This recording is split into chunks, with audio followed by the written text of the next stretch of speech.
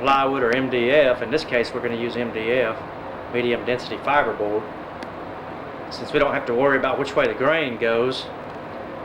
Is that we rip everything down as soon as we know how many cabinets that we need. One sheet will do 2 sides for 1 cabinet.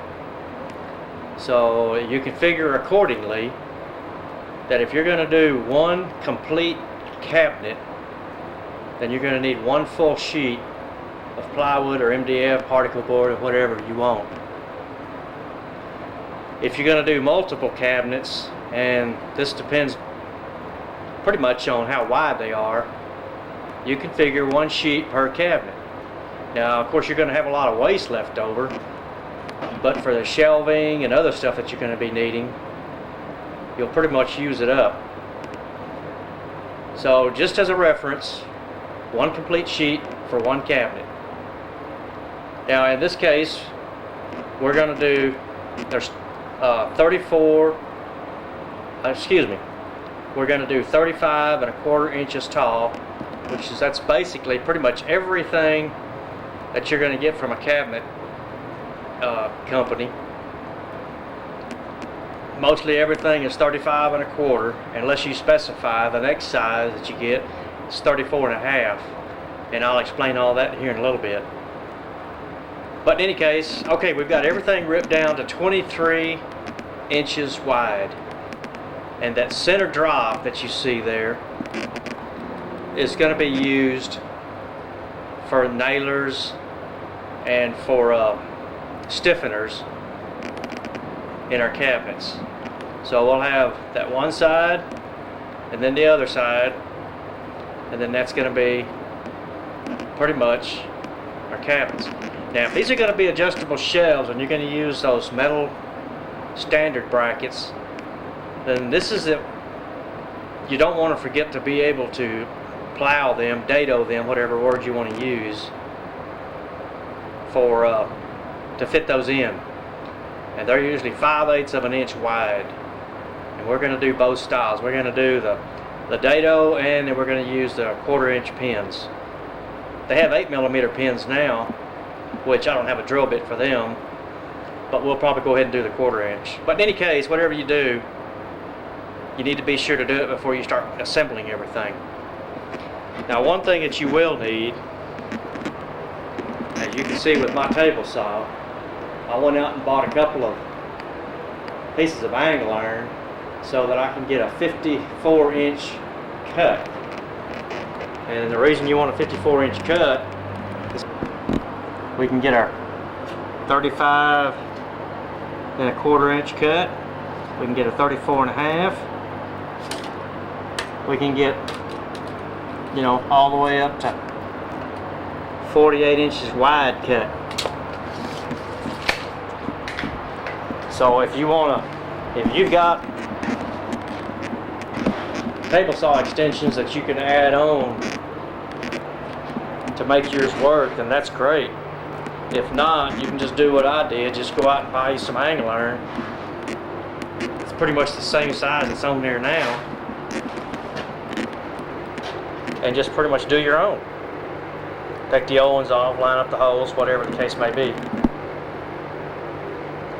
Anyway, we're going to set our saw up for 35¼ inches tall. We're going to get our 2 rips out of that first piece. Well, out of this piece here. We're going to get our 2 rips out of this piece. These will be our side pieces.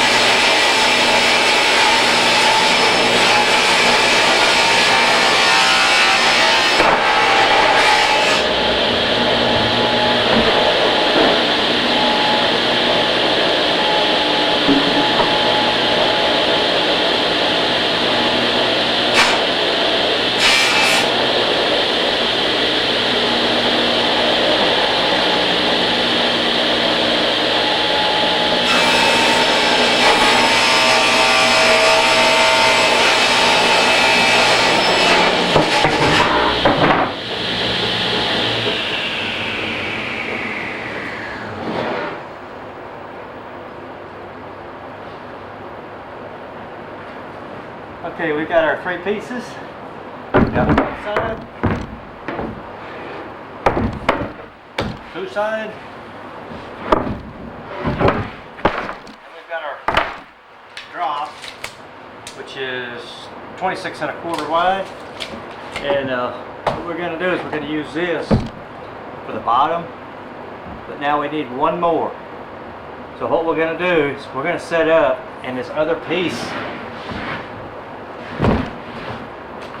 you remember I said that other piece that we had, which is this one here, is that other 23-inch wide piece that we had ripped from the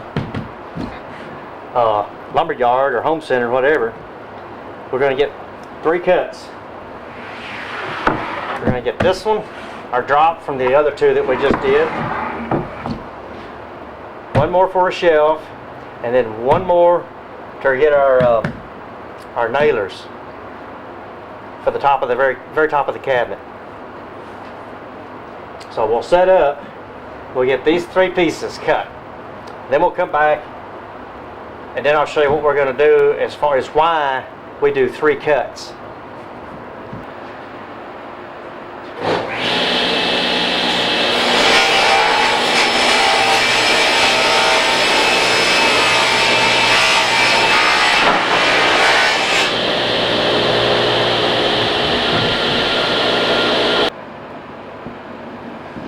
Okay, when you get your side panels cut,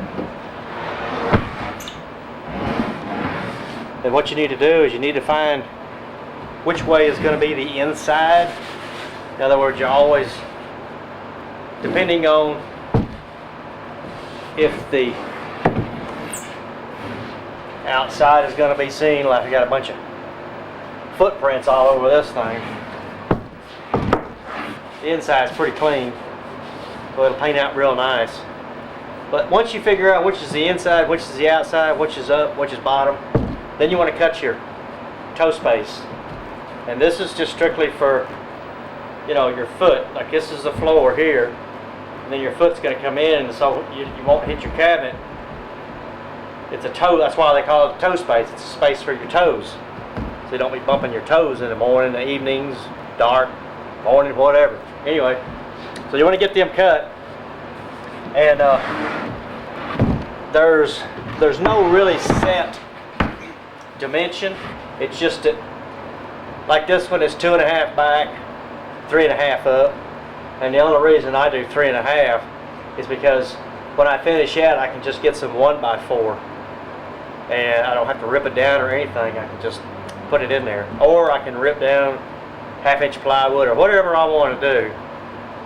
This distance here, the 2.5 from the front edge back, is not going to change, because when you add 3/4 here and you add 3/4 here, this dimension is going to remain the same. The 3.5 up is not going to change unless, of course, you install your cabinets and then you put your floor in. And then if you put your floor in and then you come up 1.5 inches, well, then your toe space is going to decrease down to 2 inches, which is not good. So you really need to work on those as far as what you're going to do on that. But in the meantime, we've got the first one cut. Now we're going to cut this one. If you've just got 1 or 2 cabinets, you can use a skill saw or a saber saw. And in this case, we're just going to saber saw this one. If you're going to get into doing repetition, where you're going to make a lot of these panels, usually these all come out the same. You know, 23 by 35 1/4. You can set up your table saw, and set them all up to where you do this first cut on all your panels, whether you've got 4 or 15 panels. Then you flip them around, and then you get this cut. And there again, it's the same thing. You just set your saw up, and you just make all your panels. Any of your overcuts would be filled in by spackling. 90% of the cabinets, other than the end panels, are going to be covered anyway, so you'll never see the marks. So the only ones you have to worry about are your very end panels, the ones that are going to be exposed to the rest of the world that are going to be coming to visit you or whatever. Anyway, let's get this cut, and we're going to move on to where we're going to dado the inside for the what you call the shelf supports that are going to go in here. We're going to dado both of these, and then I'll show you how to set up and use the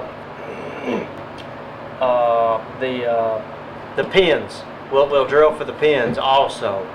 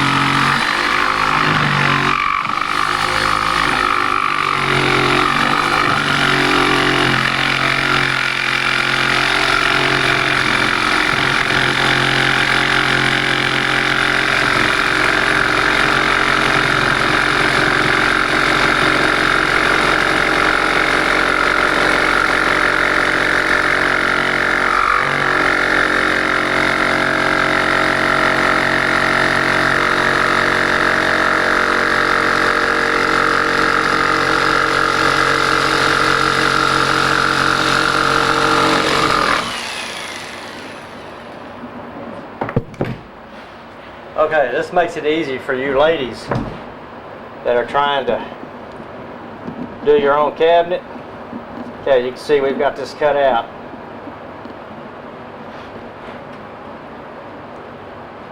Three and a half up,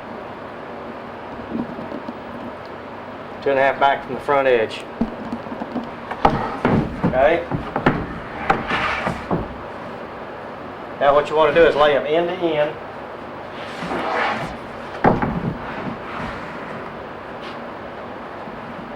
Like this, so that you have a left and a right. So that when you do these, when you flip them, everything comes out like it's supposed to. So that's why you want to do it this way. And then when I don't, now if I've got a lot of them to do, then I'm not concerned about it. But if I just got one or two, or I got to watch the grain or whatever, I usually just put me some kind of a mark in here because it's going to be painted anyway, of where the shelf supports are going to go.